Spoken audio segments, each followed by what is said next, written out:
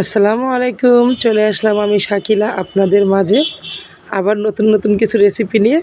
যদিও যারা জানে এই রেসিপিগুলো রেগুলার রেসিপি, তো যে আপু ভাইয়ারা রান্না করতে পারে না তাদের জন্য আমার এই রেসিপি। তা আমি আজকে কচু দিয়ে শুটকি রান্না করব। আমি জানি এটা সচরাচর সবাই করে না।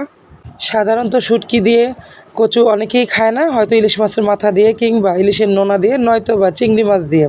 আর যদি না থাকে কোনো কিছু, অবশ্যই তেজপাতা রসুন দিয়ে কচু বাগার দিয়ে খায়। তো যাই হোক, আমি রান্না করেছি এভাবে, আপনাদের সাথে শেয়ার করব।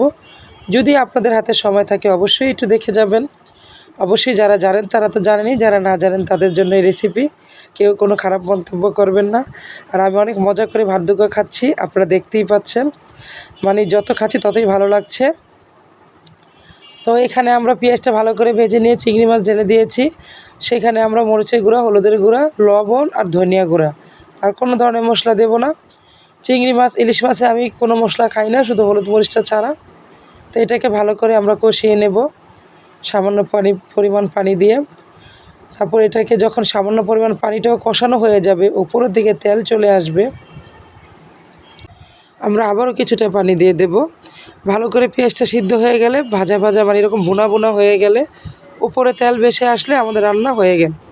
এই তো রেডি চিংড়ি মাছ ভুনা। তো এখন এই সজনে ডাল রান্না করছি। ডালটা আগে সিদ্ধ করে নিয়েছি, লবণ দিয়ে দিয়েছি, সজনে দিয়ে দিয়েছি, এখানে শুটকিগুলো নিয়েছি বাঁশপাতা চাপা। তো আমরা এখানে পেঁয়াজ ভেজে তার উপর শুটকিগুলো ভেজে নেব। ও বন্ধুরা, যত সুন্দর গ্রান বের হয়েছে, আপনারা যদি থাকতেন, গ্রানে উজালা হয়ে গেছে শুটকিগুলো। শুটকির গ্রান শুনলে আমার মাথা নষ্ট হয়ে যায়, আমি অনেক পছন্দ করি শুটকি। তো এটা ভালো করে আমরা ভেজে নেওয়ার পরে এখানে হলুদের গুঁড়া, মরিচের গুঁড়া আমরা মিশিয়ে নেব। এখানে শুধু রসুন বাটা যাবে, আর কোনো কিছু যাবে না। শুটকিতে বেশি মশলা দিলে শুটকির গ্রানটা আর থাকেই না। আসলে যার যার নিজস্ব একটা গ্রান আছে, মাছ বললেন, শুটকি বলেন, মাংস বলেন, বেশি অতিরিক্ত মশলা দিলে সেই গ্রানটা আর থাকে না। তো এই তো এটার উপর আমরা কচুটা ছেড়ে দেব। সামান্য পরিমাণে লবণ দিয়ে দিলাম। কচুটাকে আমরা আগে থেকে সিদ্ধ করে রেখেছি, কারণ এটা গ্রাম থেকে আনা। আমার মা কচুটাকে গ্রাম থেকে সিদ্ধ করে আমার জন্য পাঠায়, ডিপ করে।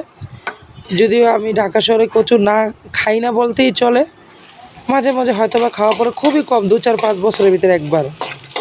তো আমরা এখানে ডালটা বাগার দেবো, পেঁয়াজটা ভেজে নিচ্ছি। তো ডালটা বাগার হয়ে গেছে। এই তো আমাদের সজনে ডাল রেডি, কচু বাগার রেডি, চিংড়ি মাছ ভুনা রেডি।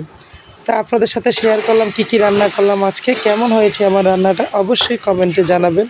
আর আপনাদেরকে বলছি, কচুটা যাতে কোনো ধরনের পানি না থাকে একটু খেয়াল রাখবেন ভাইয়া ও আপুরা।